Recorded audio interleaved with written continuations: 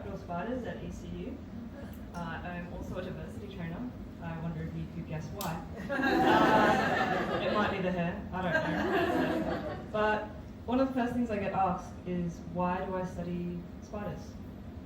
Why the hell? There's usually a lot more judgment than that. There's like, why? They're awesome. Thank you. Yes, that's the nicest headline we've got.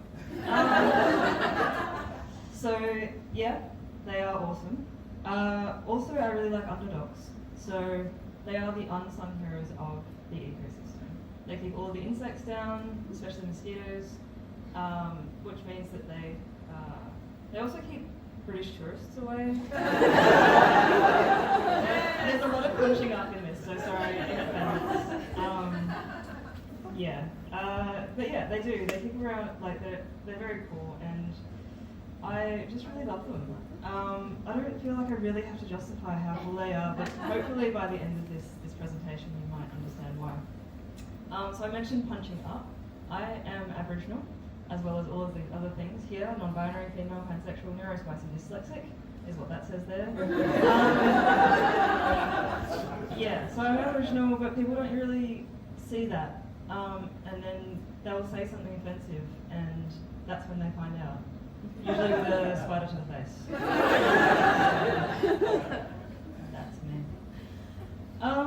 So, 95% of animals, so we talk about biodiversity a lot in conservation as a natural scientist because we're cool.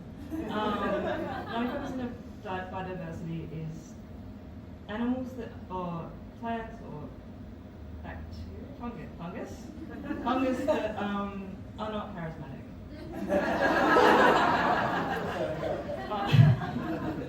We didn't actually plan any of the slides together, so any crossover is very fortuitous. But yeah, with increasing species diversity, it tends to be that's when you get less interesting, like less charismatic. The cute and fluffy stuff, 95% of the funding goes towards them, right? Think the cute and fluffy, fluffy koalas that are full of chlamydia and stoned off their butts all of the time. They get most of the funding in Australia. Okay, so I'm a bit of an advocate in that space because I feel like trapdoor spiders are cool. Also, spiders generally just keep away the Brits. Every summer I'm migrating here, so I think the reason I really like this image is partly because I'm Aboriginal, but it could be Irish. Punching up. This is just a plug because I can. Some people do like trapdoor spiders, evidently, in the audience there. Australian Geographic are doing a 10-page article. It was a shameless plug. So yeah, I know that I look crazy, and often I am on the ground looking at trapdoor spiders, like putting a little burrow cam down there to see what they're doing. And maybe I'm crazy, I definitely am. I'm very neurospicy, I found out recently, watching Hannah Gatsby.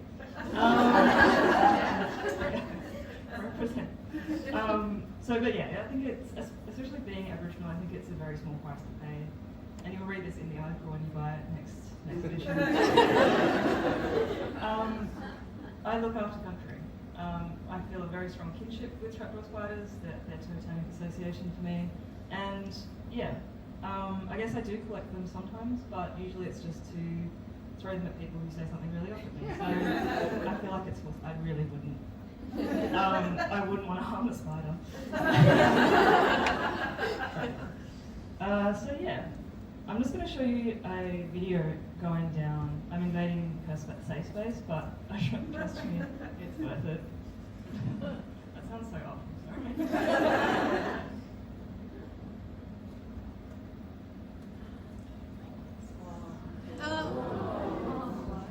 Sorry.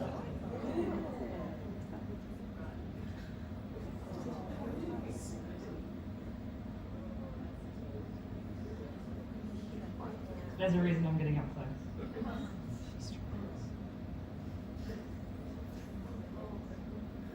Because I'm a monster. She's hiding within her burrow in a silk sock that's designed to hide even further into the burrow. That's how introverted they are. Another reason I really like them. So yeah, the reason they're called trapdoor spiders is probably pretty obvious. They have a burrow that goes quite far down. It's fully silk lined usually, and then they've got a little trapdoor that's a hinged lid, and that's how they don't even leave their burrow. I mean, females never leave their burrow, and that could be up to 43 years that they just. There's an article written about that. But yeah, so they're sit-and-wait predators. They just sit at the edge, and then, you know, every couple of weeks they'll just get a feed, and then go back into their burrow. It's a good lie.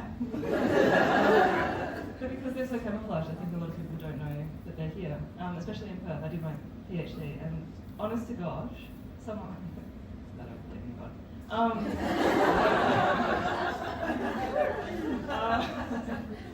I was in Bold Park doing a survey, and this white guy, obviously, walked up to me.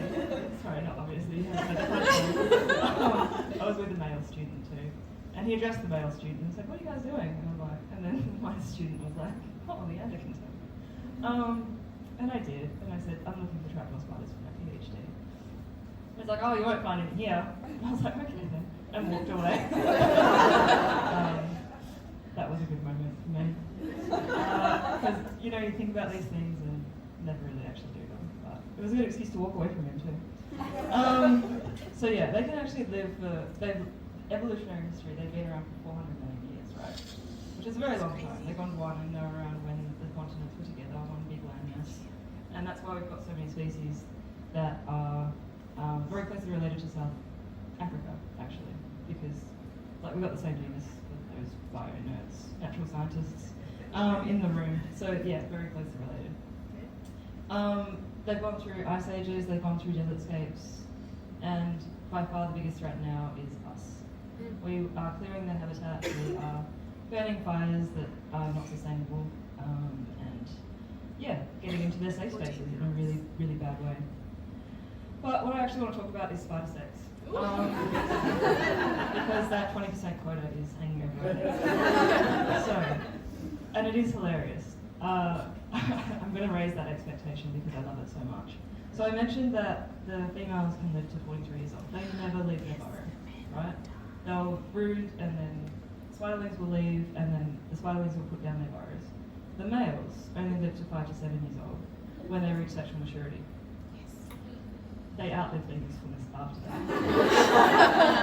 So what they do to mate, they create a little silk hanky, the males.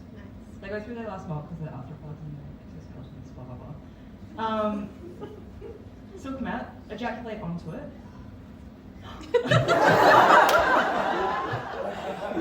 Holy God! All this other stuff that we've been talking about. Not the kinkiest, but it is. So you can see in the image there, the females on the left, the males on the right. I would like to draw your attention to the little hand-like legs at the front there. So in the males, you can see that they're a little bit bulbous. In the females, they're just used for food handling because they're normal. But the males, these are kind of like turkey basters, in the sense that they will suck up the jizz that they just ejaculated onto their silk mat. I kid you not, carry it around in their hands. When they leave the burrow, never to return, they're quite blind because they've lived in a burrow their whole life, and they will drunkenly move with their hands full of jizz towards a female burrow. And because they're blind, you're like, oh, how are they going to find a female burrow? They're highly camouflaged as well, a lot of them. The females will put out a little silk doily. I didn't know what a doily was when I first started studying spiders, but my mentor, who was 60 years my senior, there was a miscommunication. I thought it was a very specific jargon word about the silk doilies that they put out, the pheromones that attract the males, and yeah, it wasn't too much later that because I'm not English. Okay, so like, yeah, we grew up without doilies. Oh, sorry. I wouldn't want to rob you of the spider sex. So yeah, they fill up and they're going towards the females, right? They knock very politely on the doors. because consent is extremely important in the spider world. And then the female will open up the burrow. These are actually Sydney fireworks, but same deal. Present her abdomen, which is where her spider vagina is, which is the bottom part. And he will inseminate her with his fertile hand job. And then they run for it very quickly. So he gets all 8 legs over and then dashes, legs it. And sometimes he does leave a leg behind just to ensure that she doesn't eat the whole spider. Which is funny to watch when you see them like legless, fistfuls of sperm in the undergrowth, which has happened a couple of times now. But yeah, they eventually do go out with a bang. The last female will probably eat him. So yeah. That's their life cycle. She will then brood for 9 months and then the spiderlings and then it all happens again. So that's spider sex. It's quite kinky, I enjoy it. Sometimes there's hooks involved and they grapple properly and yeah, it's kinky. Fun to watch. It's like that clown image. So yeah, my job involves a bit of advocacy, and sometimes that advocacy looks like me pulling up my phone. I don't know why I hesitated there. Showing like the burrow images, or just talking about spider sex generally. I really enjoy talking about their sex. But yeah, it does get me uninvited from dinner parties sometimes. But I think the spiders are worth it. Even those sideways glances I get while I'm lying on the ground. So, in all seriousness though, working with trapdoor spiders isn't just about science, it's about connection. In Noongar traditions it teaches us the importance of caring for country. The care extends to every living creature, even the ones that don't get their moment in the sun. When we protect trapdoor spiders and other kin, we're preserving the complex web of life that keeps our ecosystem balanced, and there's nothing small about that responsibility. I read that, even though I'm dyslexic, because it's really important to me. So yeah, if you see me lying on the ground waking up with spider burrows, know this, I'm not crazy. I kind of am, but that's okay. I'm reconciling this with myself. But yeah, I just want to save the spiders. One spider, one burrow, one kinky sex talk at a time.